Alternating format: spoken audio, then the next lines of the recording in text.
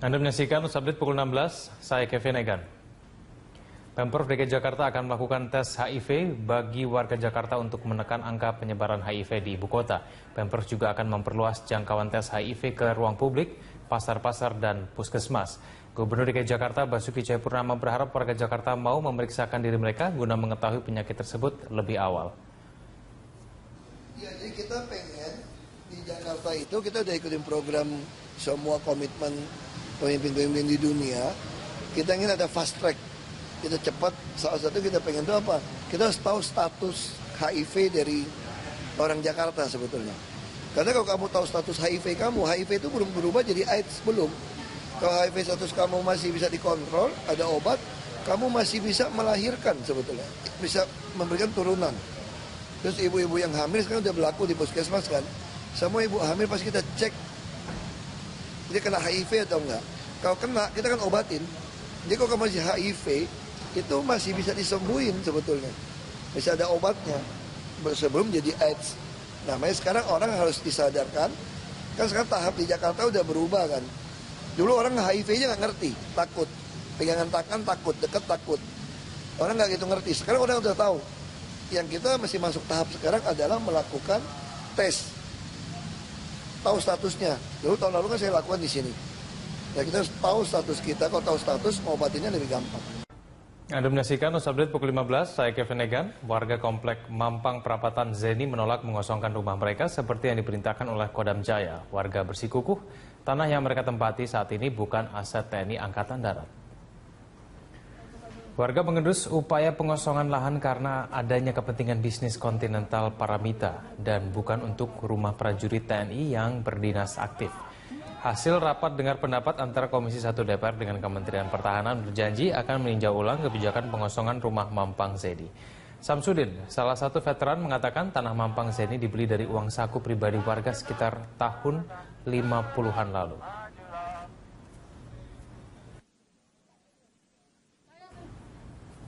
Rumah ini dibeli dari jerih payah suami-suami anggota sendiri, para anggota sendiri ya. Dari mana itu uang? Uang saku mereka waktu bekerja di beberapa proyek, antara lain Monas, Ganevo, Jatiluhur dan lain-lain. Dapat uang saku ya oleh komandan batalionnya, dihimpun, dibeli tanah dan buat rumah di sini. Waktu itu 1 meter kira-kira cuma Rp50 ya, Rp40.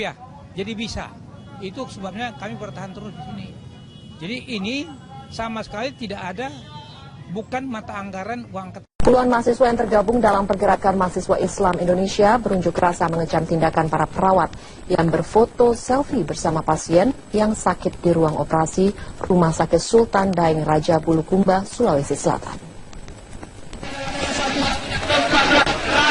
Puluhan mahasiswa yang tergabung dalam pergerakan mahasiswa Islam Indonesia mendesak pihak Rumah Sakit Sultan Daeng Raja Bulukumba, Sulawesi Selatan untuk memberi sanksi kepada para 4 perawat yang berfoto selfie dengan pasien yang akan dioperasi.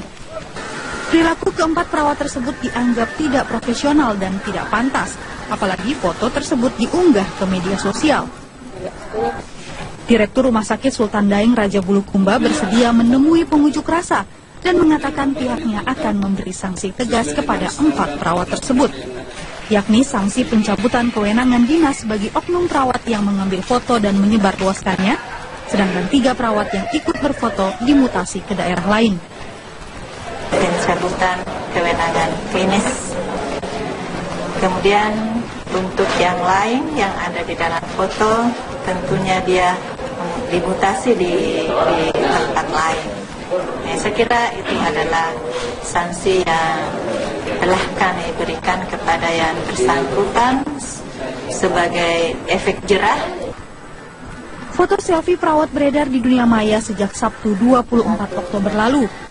Beberapa foto yang diunggah memperlihatkan pose beberapa perawat Rumah Sakit Sultan Daeng Raja Bulukumba, Sulawesi Selatan berfoto bersama pasien yang akan dioperasi. Foto ini pun menuai kecaman di media sosial. Dari Bulukumba, Sulawesi Selatan, Iva Musdalifa, Metro TV. Ya pemirsa, ada seorang siswa SD di Bulukumba yang harus mendapatkan perawatan di rumah sakit setelah diduga mendapatkan penganiayaan dari gurunya. Informasi selengkapnya akan mengisi. Pemirsa, sejumlah pelanggan konsumen listrik mengamuk di kantor perusahaan listrik negara cabang Maumere Sika, Nusa Tenggara Timur. Mereka kecewa dengan pelayanan petugas PLN yang tidak mau melakukan penurunan daya.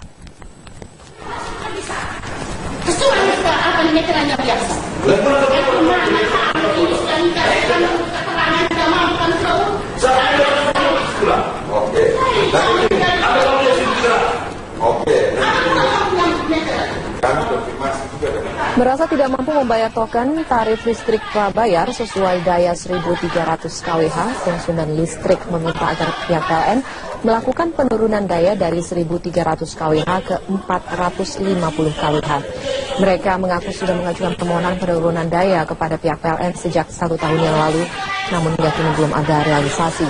Listrik prabayar dinilai lebih mahal daripada listrik pasca bayar, dengan meteran yang dalam sebulan tagihannya bisa mencapai minimal Rp300.000.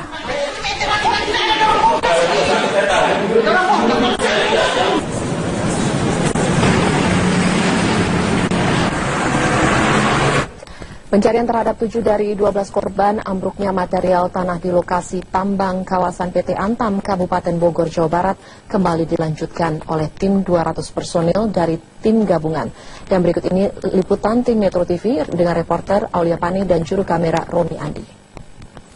Selanjutan terhadap 12 orang penambang ilegal di kawasan Gunung Pokor, Kabupaten Bogor, Jawa Barat sampai dengan saat ini masih terus dilakukan. Dan memang sejak tadi malam sampai dengan saat ini 5 korban penambang ini sudah berhasil ditemukan di kedalaman 200 meter. Dari 5 jenazah ini 2 orang masih berada di tempat kejadian dan 3 lagi ini sudah dibawa ke posko postmortem Bidokes Polda Jabar dan saat ini tengah dilakukan identifikasi. Dan selanjutnya setelah dilakukan identifikasi nantinya jenazah ini akan disampaikan ataupun akan diserahkan ke pihak keluarga. Dan saat ini juga pihak keluarga dari para korban ini sudah banyak yang berdatangan ke posko untuk memberikan ciri-ciri fisik korban seperti ciri-ciri bekas luka ataupun ciri lainnya untuk nantinya memudahkan proses identifikasi. Dan memang sampai dengan saat ini juga proses pencarian masih terus dilakukan. Dari tempat saya berada saat ini, lokasi di tempat kejadian ini jaraknya harus ditempuh selama 1 jam perjalanan dengan menggunakan kendaraan, dan setelah sampai di posko Cepu itu masih harus menempuh perjalanan juga sejauh 1 jam dengan kontur yang terjal dan juga tebing serta kemiringan sampai dengan 100 derajat. Ini juga cukup menyulitkan para tim evakuasi ini untuk mengevakuasi para korban. Dan nantinya belum ada juga informasi sampai kapan proses evakuasi ini masih akan terus dilakukan oleh tim gabungan. Tim gabungan ini mulai dari Polres Bogor, TNI, BPBD, dari Basarnas dan juga dari tim Antam, tim khusus Antam sendiri ini masih terus melakukan pencarian terhadap 12 orang korban. Dari Bogor, Jawa Barat, Aulia Pane, Romi Andi, Metro TV. Ya, saat ini pemirsa, ada puluhan usaha pertambangan tidak berizin yang beroperasi di Subang, Jawa Barat. Bahkan beberapa di antaranya telah beroperasi lama di lahan milik satu BUMN. Kabupaten Subang merupakan salah satu daerah di Provinsi Jawa Barat yang menghasilkan minyak bumi dan gas alam. Bahkan potensi migasnya terbilang cukup besar. Salah satunya di Desa Cimayasari, Kecamatan Cipendei, Kabupaten Subang, Jawa Barat, yang menjadi lokasi pertambangan. Mulai dari usaha berskala kecil hingga skala besar, dan pertambangan di Desa Cimayasari ini luasnya sudah mencapai 70 hektar. Kepala Desa Cimayasari menyebutkan masih banyak perusahaan yang masih belum mendapatkan izin. Ini mengkhawatirkan karena aktivitas pertambangan di desa ini cukup besar, sehingga dinilai akan semakin merusak lingkungan. Mengenai perizinan memang ada beberapa yang mengajukan ke pemerintah sesuai dengan peraturan. Ada juga memang yang tidak bisa diizinkan atau mungkin yang kami tidak melakukan perizinan atau tidak melakukan rekomendasi untuk perizinan, referensi perizinan. Untuk galian di PTP kami tidak bisa berkewenangan untuk melakukan rekomendasi atau referensi perizinan. Sebagian besar warga mengaku tidak bisa berbuat apa-apa. Mereka hanya menyerahkan kepada aparat penegak hukum. Selain itu, usaha pertambangan ini juga banyak melibatkan masyarakat yang mencari mata pencaharian dari usaha pertambangan yang sedikit banyak telah merubah tingkat ekonomi masyarakat sekitar. walaupun memang harus ada galian C, ya tolong perizinan dari dinas terkait juga harus ada, terus lagi ya ke lingkungannya juga bagaimana, terus untuk sehingga kalau ada peraturan yang jelas mungkin untuk tata lingkungan atau lingkungan itu tidak berantakan lah. Lahan yang dijadikan lokasi tambang pun tidak hanya lahan milik pribadi, namun ada pula areal perkebunan milik PT Perkebunan Nusantara atau PT PN 8 yang menjadi lokasi pertambangan sejak tahun 2006 lalu, yang luasnya mencapai 5 hektar. Lokasi pertambangan milik PT PN juga diduga tidak memiliki izin. Dari Subang, Jawa Barat, Reza Sunaria, Metro TV. Pemirsa, 7 peti jenazah yang belum teridentifikasi korban jatuhnya pesawat Hercules C-130 milik TNI Angkatan Udara yang jatuh pada akhir Juni lalu akhirnya dimakamkan di pemakaman massal Membrano di kawasan lapangan udara Suwondo, Medan, Sumatera Utara. Meski tidak teridentifikasi seutuhnya, pihak keluarga sudah mengikhlaskan seluruh korban. Usai serah terima pihak Rumah Sakit Polda Sumatera Utara ke pihak TNI Angkatan Udara, 7 peti jenazah langsung dimakamkan secara massal.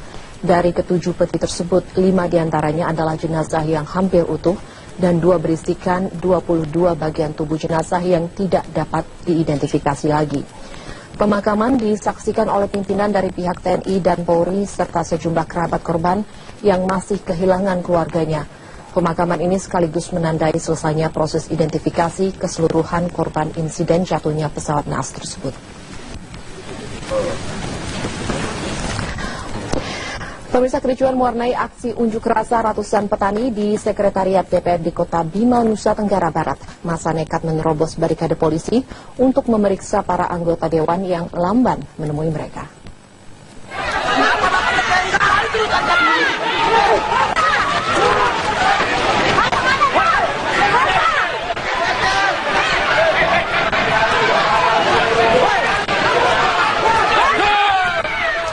Kesal lantaran lama tidak bisa menemui anggota Dewan Perwakilan Daerah Kota Bima, ratusan petani dan juga warga dari Kelurahan Dedu, Kecamatan Rasanai Timur, Kota Bima, NTB ini mensweeping para anggota Dewan melalui pintu samping kantor Dewan.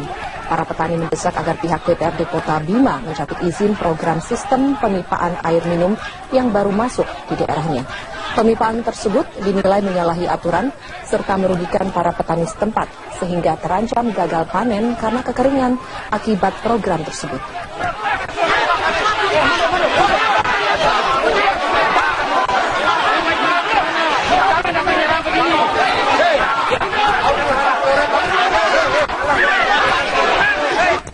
Kabut asap semakin parah menyelimuti perairan Selat Sunda, terutama di Pelabuhan Merak Bakauheni. Aktivitas penyeberangan pun terganggu karena jarak pandang hanya 200 meter. Sebaliknya pemirsa, kabut asap di Sungai Kahayan, Kota Palangkaraya sudah menipis, sehingga laju transportasi sungai berjalan relatif lancar. Kondisi kabut asap di Pelabuhan Penyeberangan Merak Bakauheni yang semakin pekat membuat para operator penyeberangan terpaksa hanya mengandalkan Automatic Identification System atau AIS dan juga radar kapal manual karena jarak pandang yang terbatas. Hal ini menyebabkan pihak perusahaan pelayaran khawatir terjadinya kecelakaan kapal akibat kabut asap yang pekat. Pihak perusahaan pelayaran masih menunggu instruksi lebih lanjut dari instansi pelabuhan seperti OPP, KSOP.